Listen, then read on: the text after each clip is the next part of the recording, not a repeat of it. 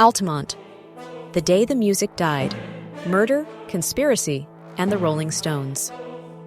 The Altamont Speedway Free Festival, a name synonymous with the death of the hippie dream. But beyond the surface of a chaotic concert lies a web of connections, conspiracies, and unanswered questions surrounding the death of Meredith Hunter. December 6, 1969. What was intended to be a Woodstock West became a nightmare. Violence erupted, culminating in the stabbing death of Meredith Hunter. The Rolling Stones, at the peak of their fame, unknowingly presided over this descent into chaos. The Altamont Free Concert was more than just a poorly organized event. It was a collision of counterculture ideals, simmering tensions, and dangerous personalities.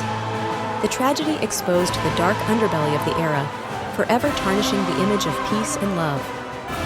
Altamont wasn't just about the Stones.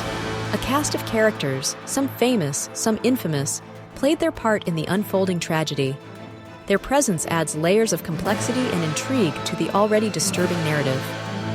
Graham Parsons, the country rock pioneer, was there with the Flying Burrito Brothers. His connections to the Stones and his own turbulent life add another dimension to the story. Parsons' influence on the Stones' sound is undeniable. Phil Kaufman, a former associate of Charles Manson, served as the Stones' road manager. His presence raises unsettling questions about the undercurrents of darkness surrounding the event. Kaufman's past is a chilling reminder of the era's darker side. George Lucas, then a young cameraman, captured footage of the event. Before Star Wars, he was documenting the unraveling of a generation. His early work provides a unique visual record of the day's events. Vito Palekas, the self-proclaimed king of the freaks, added to the surreal atmosphere. His presence highlights the diverse and often chaotic nature of the counterculture scene. Palekas was a symbol of the era's embrace of the unconventional. David Crosby, with his extensive network of contacts, was also present. His connections to the Hells Angels, through friends in various Bay Area chapters, are particularly noteworthy. Crosby's involvement underscores the complex relationships within the counterculture. The Rolling Stones made a fateful decision, hiring the Hells Angels for security. This choice would have devastating consequences. The Angels' reputation for violence and their ties to the criminal underworld were well known. The Hells Angels were notorious for their hostility towards hippies and anti-war activists. Their presence at Altamont was a recipe for disaster. The clash between their values and the counterculture ethos was inevitable. Beyond their violent reputation, the Hells Angels were also involved in trafficking meth. This adds another layer of criminality to their presence at Altamont. Their involvement in drug dealing further complicates the narrative. The Angels also had ties to Charlie Manson and motorcycle clubs like the Straight Satans. These connections paint a disturbing picture of their affiliations. The web of relationships highlights the darker elements within the counterculture. The climax of the Altamont tragedy was the stabbing death of Meredith Hunter. The violence unfolded during the Rolling Stones' performance, forever linking the band to the event. The circumstances surrounding Hunter's death remain shrouded in controversy. Initial reports claimed the song playing during the stabbing was Sympathy for the Devil. This fueled the perception of a satanic influence at Altamont. The song's title added to the sense of foreboding and doom. Later accounts, based on the film Gimme Shelter, suggest the song was Under My Thumb. This discrepancy highlights the conflicting narratives surrounding the event. The debate over the song continues to this day. The controversy surrounding whether Hunter drew a gun is crucial. Many accounts falsely claim he was armed, justifying the Angels' actions. This misinformation has perpetuated a false narrative for decades. Film footage clearly shows a knife being brought down into Hunter's back. This evidence contradicts the claims that he was armed with a gun. The visual record provides a stark and undeniable truth. Alan David Pissarro, the angel charged with Hunter's murder, was acquitted. The nature of the knife wounds played a significant role in the verdict.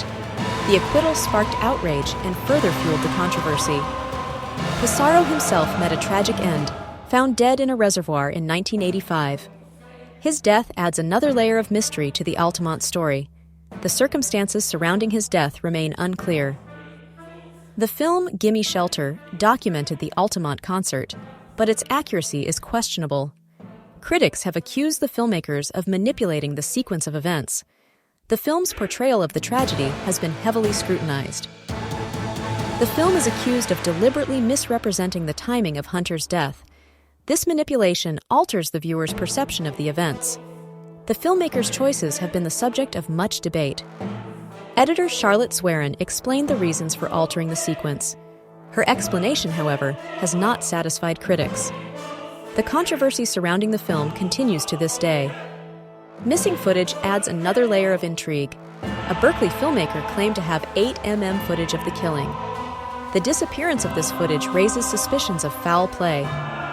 The filmmaker's house was robbed, and only the film was taken. This suggests a deliberate attempt to suppress the footage. The missing film remains a tantalizing piece of the Altamont puzzle. Don McLean's iconic song, American Pie, includes a verse about the Altamont tragedy. The song captures the sense of disillusionment and loss that followed the event. American Pie became an anthem for a generation grappling with the end of an era. The song portrays Hunter's death as a ritualistic murder. This interpretation reflects the anxieties and fears of the time. The lyrics contribute to the mythic status of the Altamont tragedy. The lyrics also reference other tragedies in the music world. This connects Altamont to a broader narrative of loss and disillusionment.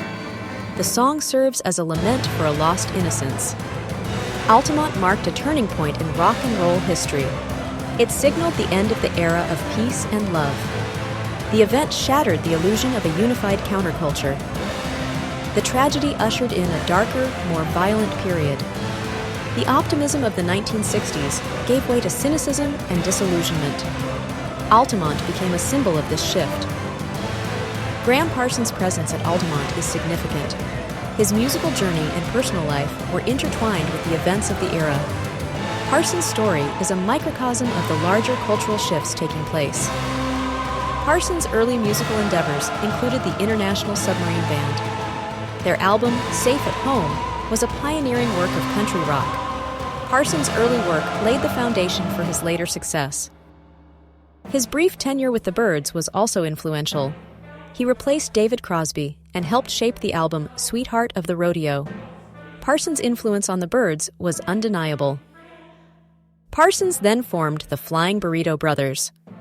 This collaboration with Chris Hillman, Chris Etheridge, and Sneaky Pete Kleino produced the album The Gilded Palace of Sin.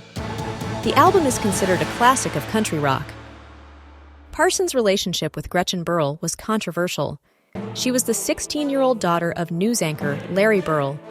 Their relationship highlights the excesses and complexities of the era. Parsons had a close connection to the Rolling Stones.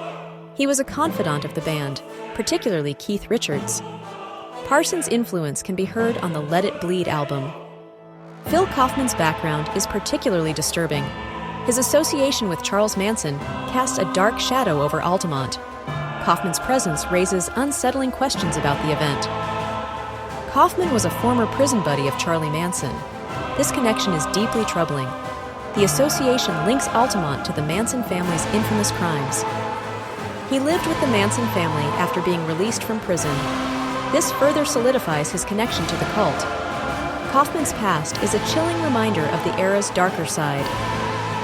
Kaufman described himself as a sympathetic cousin to Charlie. This ambiguous description is unsettling. His relationship with Manson remains a subject of speculation. Kaufman worked as the Rolling Stones road manager for their 1968 American tour. This role placed him in a position of influence within the band's inner circle. His presence at Altamont is therefore all the more significant. The events leading up to Altamont were crucial. The Stones' activities in Los Angeles in 1968 and 1969 set the stage for the tragedy. The band's interactions with various figures in the LA music scene played a role in the unfolding events. The Stones were in Los Angeles in 1968 to mix Beggar's Banquet. This album marked a shift in the band's sound. The recording sessions were filled with creative energy and experimentation. The Stones returned to LA in 1969 to complete Let It Bleed. This album is considered one of their masterpieces. The recording sessions were also marked by tension and conflict. Mick Jagger and Keith Richards stayed at Stephen Stills' house near Laurel Canyon. This location was a hub for musicians and artists. The Laurel Canyon scene was known for its creativity and its dark undercurrents. The Altamont Speedway Free Festival remains a haunting reminder of a lost era. The death of Meredith Hunter, the violence, and the conspiracies continue to fascinate and disturb. The event serves as a cautionary tale about the dangers of unchecked idealism and the dark forces that can lurk beneath the surface. If you found this video informative and thought-provoking, please like, share, and subscribe for more deep dives into music history, true crime, and cultural analysis. Let us know in the comments what other events or figures you'd like us to explore. And if you're truly captivated by the Altamont story, consider supporting our channel through Patreon to help us uncover even more hidden truths.